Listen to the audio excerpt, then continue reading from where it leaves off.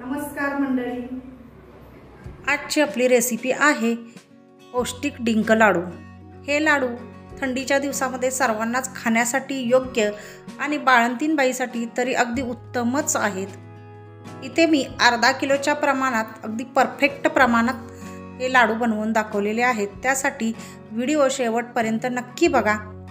इथे अर्धा किलो सुकं खोबरं खिसून घेतलेलं आहे, 50 ग्रॅम खारीकचे तुकडे घेतलेले आहेत, 20 ग्रॅम बदाम, 20 ग्रॅम काजू घेतलेले आहेत, 20 ग्रॅम मनुके घेतलेले आहेत, एक जायफळचा तुकडा घेतलेला आहे, पण जायफळ आपण एवढं वापरणार नाही, पुढे मी दाखवणारच आहे। 20 ग्रॅम पिस्ता घेतलेला आहे, 20 ग्रॅम डिंक घेतलेला आहे, 20 ग्रॅम खसखस घेतलेले आहे। इथे अर्धी वाटी तूप घेतलेलं आहे, पण एवढं तूप आपण वापरणार नाही, गरज लागेल तसं आपण तूप वापरणार आहे। इथे अर्धा किलो गूळ विळीने किसून घेतलेला आहे किंवा चिरून घेतलेला आहे। गॅसवरती कढई गरम झालेली आहे आणि आता बारीक गॅस करून त्यामध्ये खोबरं भाजून घेणार आहे। गुलाबी रंगावर भाजून घ्यायचं आहे। काही ठिकाणी तर खोबरं कच्चंच वापरलं जातं, पण आपण भाजून वापरायचं आहे, त्यामुळे चव चांगली येते आणि लाडू जास्त दिवस टिकतात। खोबरं भाजून झाल्यानंतर मी एका परातीमध्ये काढून घेतलेला आहे। त्याच्यानंतर खसखस भाजायला घेतलेली आहे। खसखस पण इथे लाल होईपर्यंत भाजून घ्यायची आहे। भाजून झाल्यानंतर खोबऱ्यावर काढून घेतलेली आहे।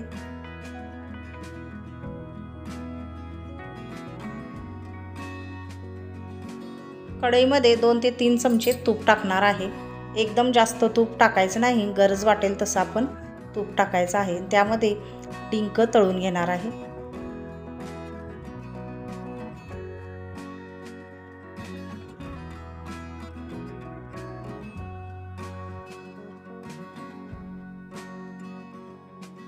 बघा इथे किती छान डिंक फुललेला आहे।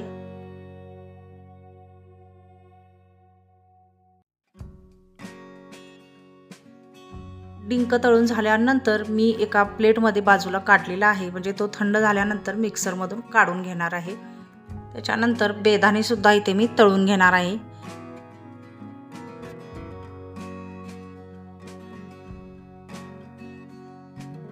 इथे बघा बेदाणे कसे फुललेले आहेत।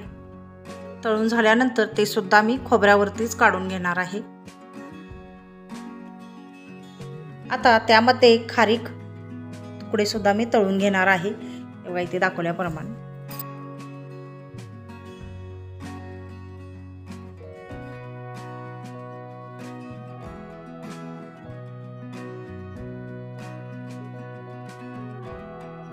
तुकडे तळून झाल्यानंतर ते सुद्धा मी एका प्लेटमध्ये बाजूलाच काढणार आहे। थंड झाल्यानंतर ते सुद्धा मी मिक्सरमधूनच काढून घेणार आहे, बारीक पेस्ट पावडर करून। खारीक तुकड्यांऐवजी खारीक पावडर जरी 50 ग्रॅम वापरली तरी चालू शकतं। तुमच्याकडे खारीक पावडर असेल तर तुम्ही खारीक पावडरच वापरा। त्याच्यानंतर काजू, बदाम आणि पिस्ता हे सुद्धा मी तळून घेणार आहे आणि बाजूला एका प्लेटमध्ये काढणार आहे, ते सुद्धा मी मिक्सरमधून काढून घेणार आहे।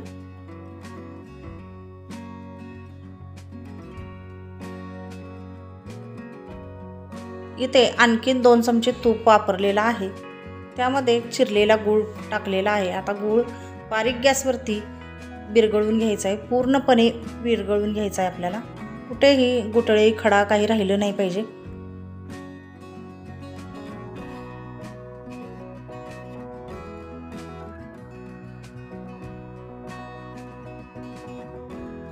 आणि विरघळून झाल्यानंतर जास्त वेळ पण गॅसवरती ठेवायचे नाही, नाहीतर लाडू कठीण होतात।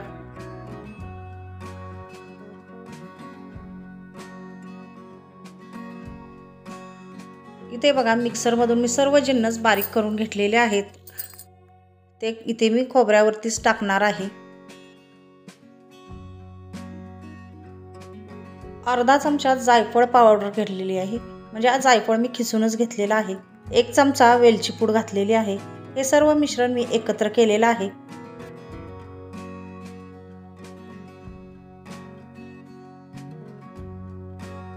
वितळलेला गूळ तो सुद्धा मी इथे परातीमध्ये मिश्रणावरती वतलेला आहे।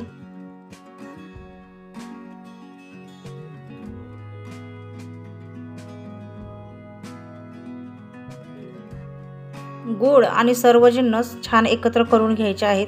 ही प्रोसेस अगदी पटापट करायची आहे। मिश्रण थंड झालं तर लाडू वळायला अवघड जातं। मिश्रण गरम आहे तोपर्यंतच पटापट लाडू वळून घ्यायचे आहेत। अशा प्रकारे सर्व मिश्रण एकत्र करून घेतलेलं आहे, मिक्स झालेलं आहे सर्व। आता लाडू वळून एक दाखवते इथे।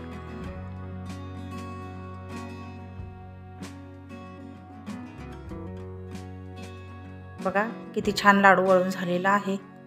तर मैत्रिणींनो, आजची ही रेसिपी कशी वाटली कमेंट करून नक्की सांगा आणि चॅनलला सबस्क्राईब करा, लाईक करा। व्हिडिओ शेवटपर्यंत पाहिल्याबद्दल धन्यवाद।